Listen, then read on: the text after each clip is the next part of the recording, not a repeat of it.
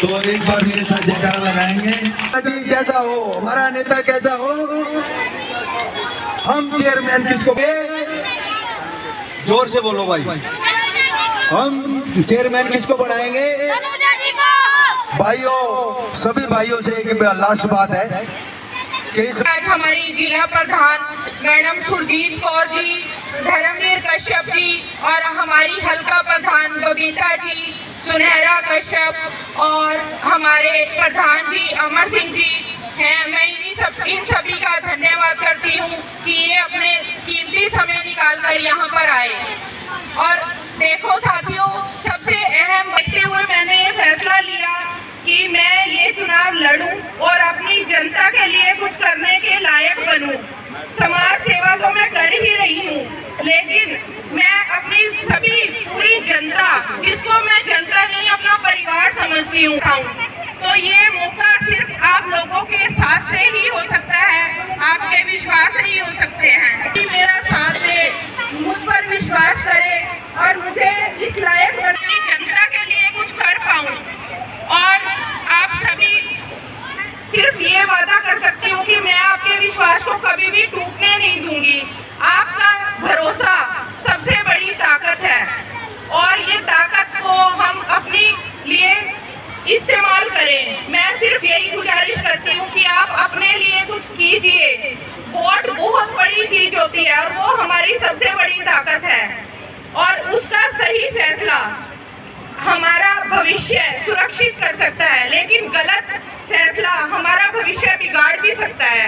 लेकिन ये सोचना हमें है कि हमें क्या करना है, क्या नहीं करना। तो उम्मीद करूंगी कि आप इस बार सोच समझकर फैसला लीजिए।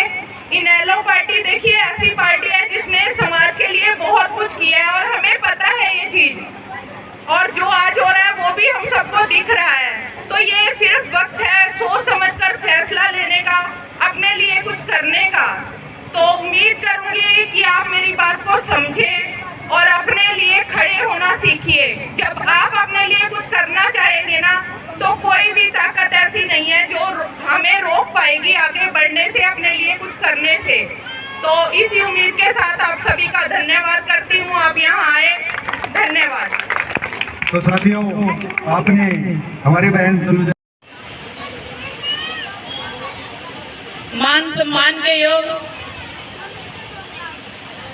आपके थनेसर हल्के की उम्मीदवार बहन तनुजा जी, मान सम्मान के योग इस काम में पूरी मेहनत कर रहे अमर सिंह जी, मान सम्मान के योग सुनहरा कश्यप जी, मान सम्मान के योग मेरे छोटे भाई धर्मवीर जी, मान सम्मान के योग आपके थनेसर हल्के की महिला विंग की प्रधान बबीता बहन जी, और खास करके मान सम्मान के योग बहन तनुजा जी।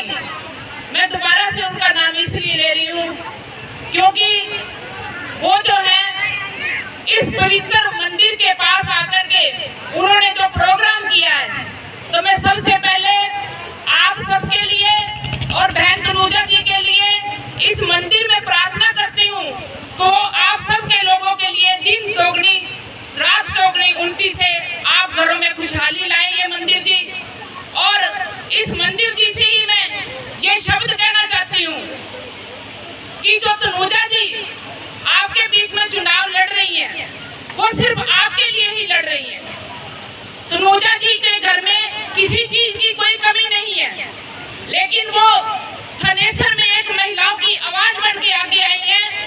वो इसलिए आई है क्योंकि एक महिला आपके बीच में पिछले 15 सालों से एक चेयरमैन। हाँ जी, नमस्कार मैम, स्वागत है मैम आपका चैनल में। परिचय दीजिए मैम अपना। मैं तनुजा चेयरमैन के इलेक्शंस की तैयारी कर रही हूँ थनेसर की तरफ से,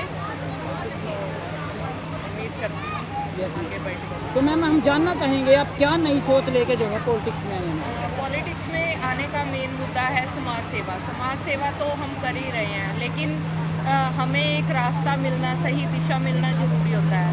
और मुझे अब ऐसा लगा कि इनेलो पार्टी ऐसी पार्टी है जिसको लेके मैं अपने जो दिल में है वो उसको कर सकती हूँ। Yes ma'am. तो इसी कारण मैंने ये निर्णय लिया।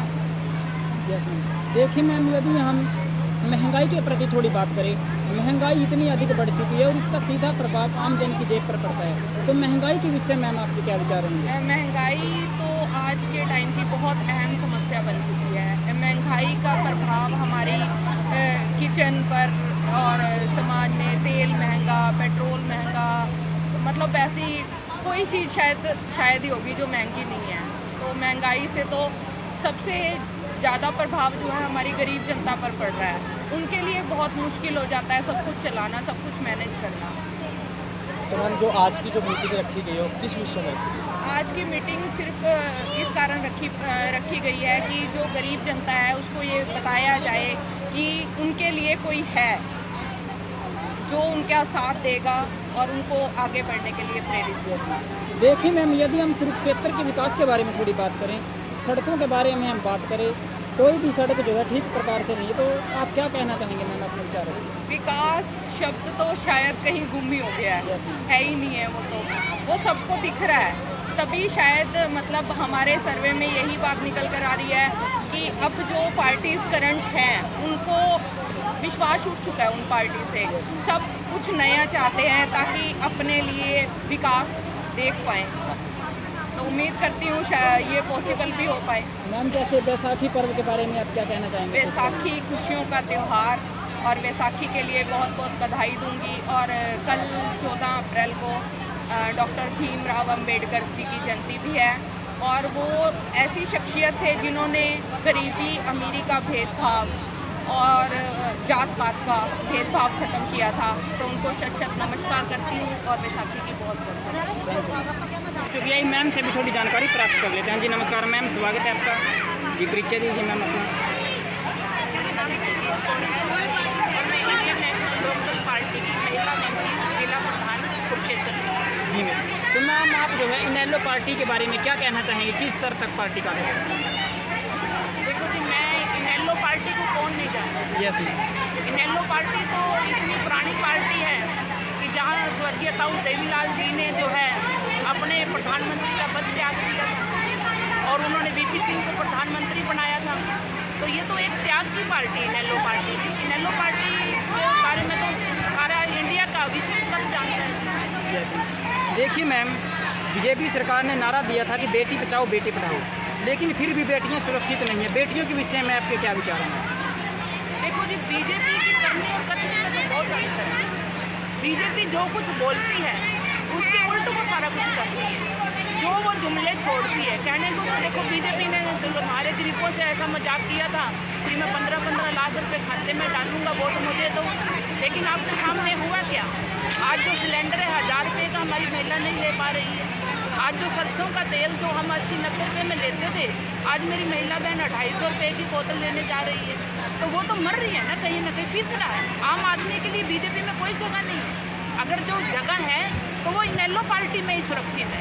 मेरी बहनें जो हैं जितनी भी हैं वो इनेलो पार्टी में पहले भी सुरक्षित थी, और आगे इनेलो पार्टी का राज आए तो वो बढ़ चढ़ कर महिलाओं की सुरक्षा के लिए काम करेगी।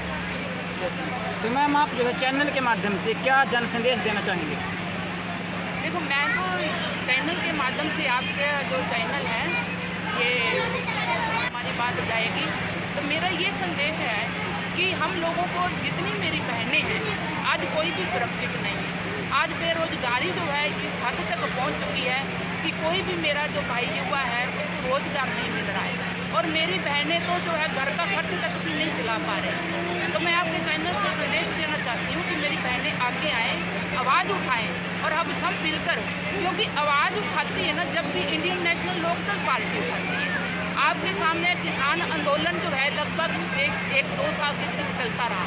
जो किसान आंदोलन जो पीछे 3 कानून वापस हुए, तो आपको याद होगा कि अभय सिंह चौटाला एकमात्र MLA थे एलनाबाद से, तो उन्होंने किसानों के हित में जो है त्यागपत्र दे दिया था, MLA का पद छोड़ दिया था।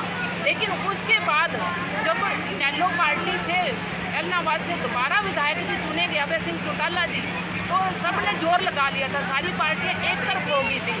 कांग्रेस, बीजेपी और अन्य पार्टियां इकट्ठे होकर ऐलनाबाद में अभय सिंह चौटाला को हराने के लिए खड़ी थी।